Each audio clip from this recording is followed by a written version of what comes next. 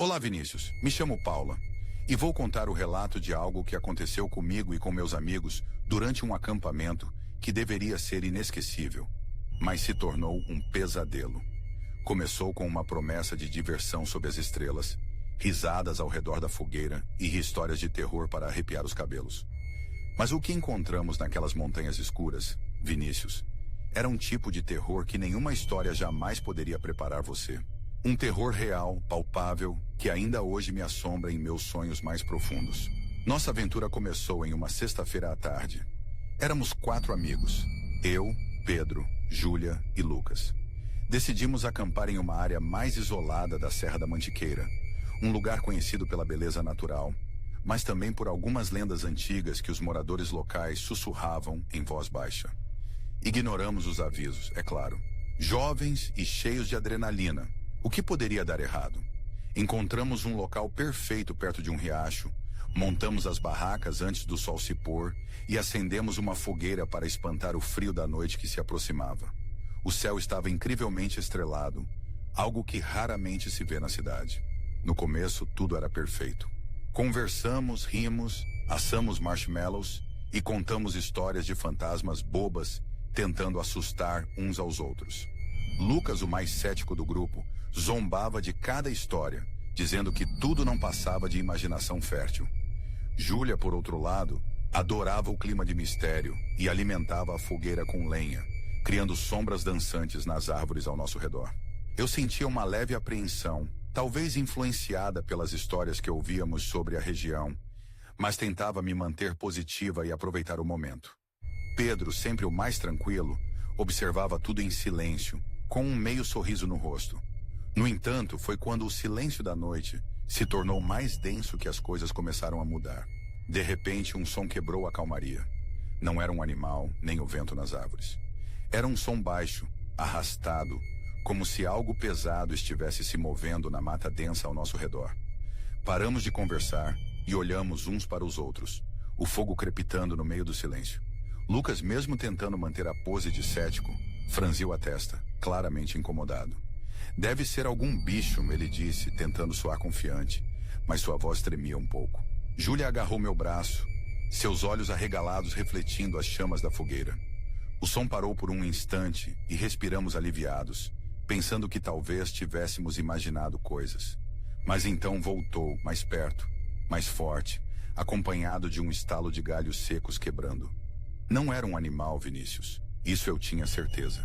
Animais não se moviam daquela forma, com aquela lentidão sinistra e aquele peso fantasmagórico. O medo começou a se instalar de verdade. Pedro, que até então havia se mantido em silêncio, levantou-se vagarosamente e pegou um galho maior da fogueira, usando-o como tocha improvisada. "Vou dar uma olhada", ele disse, sua voz firme, mas eu podia ver a tensão em seus olhos. "De jeito nenhum! Não vá sozinho!" Júlia exclamou, mas Pedro já estava se afastando da fogueira, a luz trêmula da tocha mal cortando a escuridão densa que nos cercava. Lucas e eu nos levantamos também, hesitantes, mas decidimos seguir Pedro, deixando Júlia perto da fogueira, pedindo para ela manter as chamas altas. A cada passo que dávamos em direção à escuridão, o som arrastado parecia se afastar, como se estivesse nos guiando para dentro da mata.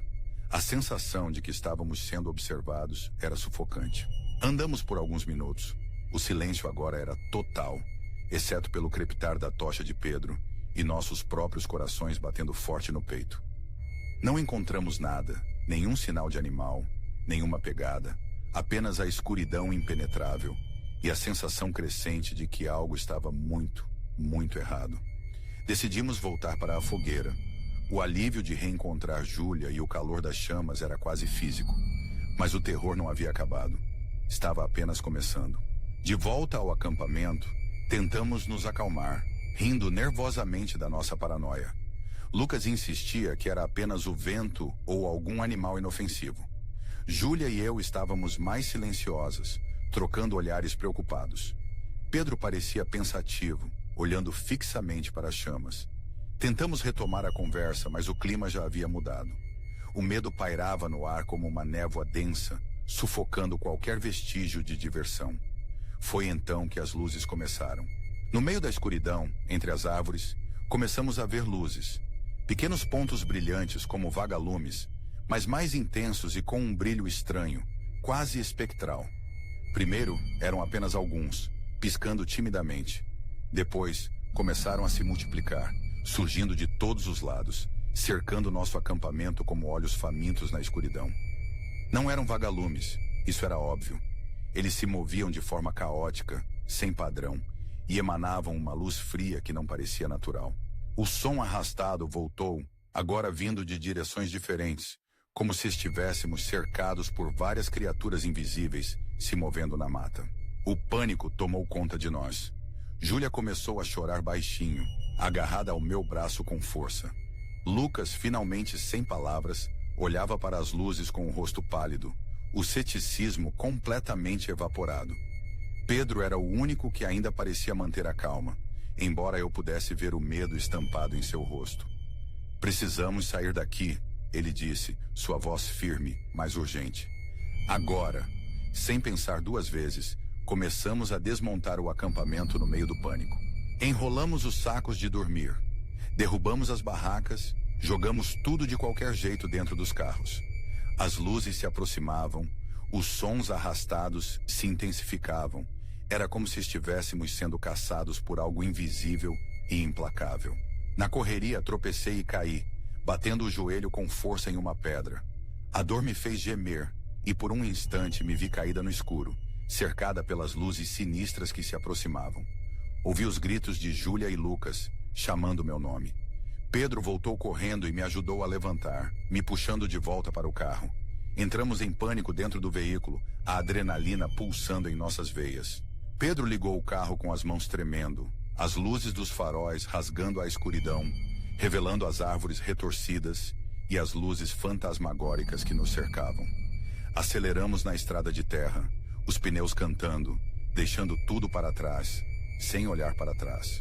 Dirigimos por horas, sem parar, em silêncio, processando o terror que havíamos acabado de vivenciar.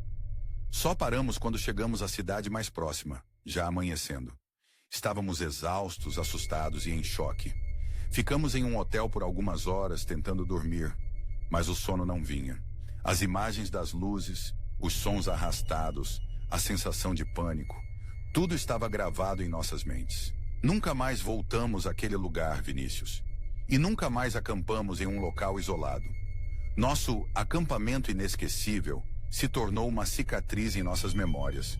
Um lembrete constante de que existem coisas nas florestas, nas montanhas, em lugares selvagens, que a nossa razão não consegue explicar. Coisas que talvez seja melhor não perturbar, não procurar. Até hoje, quando fecho os olhos, consigo ver as luzes na escuridão e ouvir o som arrastado ecoando na minha mente. Não sei o que eram aquelas coisas, Vinícius, mas sei que eram reais, terrivelmente reais, e que mudaram a minha vida para sempre. E se você um dia pensar em acampar em um lugar isolado como aquele, lembre-se da minha história. Talvez, só talvez, isso salve você de viver o mesmo pesadelo que nós vivemos. Esse foi o vídeo.